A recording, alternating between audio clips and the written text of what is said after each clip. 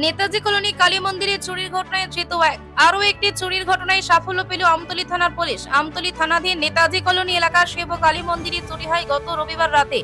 CC ক্যামেরার footage দেখে একটি অল্টো গাড়ি সূত্র ধরে মঙ্গলবার একজনকে আটক করে পুলিশ। ধৃতের নাম কাউসার আলী, বাড়ি চারিপাড়া এলাকায়। ঘটনায় যুক্ত বাকিদেরকে খুব তাড়াতাড়ি আটক করা হবে বলে জানায় ওসি পরিতোষ দাস। ধৃতের কাছ থেকে চুরি যাওয়া মন্দিরের বিভিন্ন সামগ্রী উদ্ধার করা হয়। তাকে জোর জিজ্ঞাসাবাদ চালিয়েছে পুলিশ।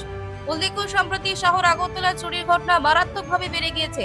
কিছু কিছু ক্ষেত্রে পুলিশ সাফল্য পেলেও চুরির ঘটনায় কোনোভাবেই লাগাম টানা যাচ্ছে না।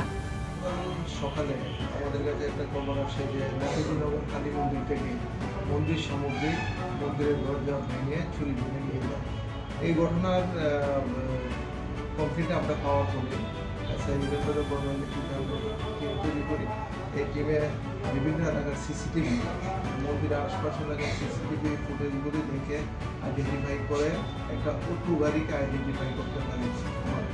আমরা অটো গাড়িকে আইডেন্টিফাই করতে পারি। পরবর্তী সময় গাড়িটিকে আমরা ট্রেস করি এবং গাড়িটিকে আমরা ড্রাইভার সহ আটক করি, যার নাম পিছন মিয়া।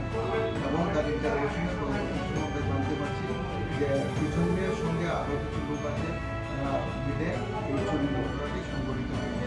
এবং তাদের কাছ থেকে আমরা এই পূজার সামগ্রী যেগুলি দেখছেন আপনারা, এগুলি আমরা সিজ করেছি এবং আজকে তাকে আমরা পুলিশ রিমান্ড চেয়ে আদালতে প্রেরণ করব।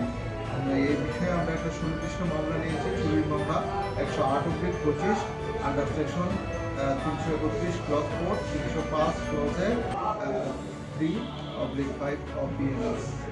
মামলাটা কে করেছে? মামলাটা করেছে মন্দিরের সেক্রেটারি। আর কিছু মাল কেনা রয়েছে বাকি যেগুলো এখনো বন্ধ। আমরা আর কিছু মাল রয়েছে যেগুলো রূপা চিনি ছিল, এগুলো ছিল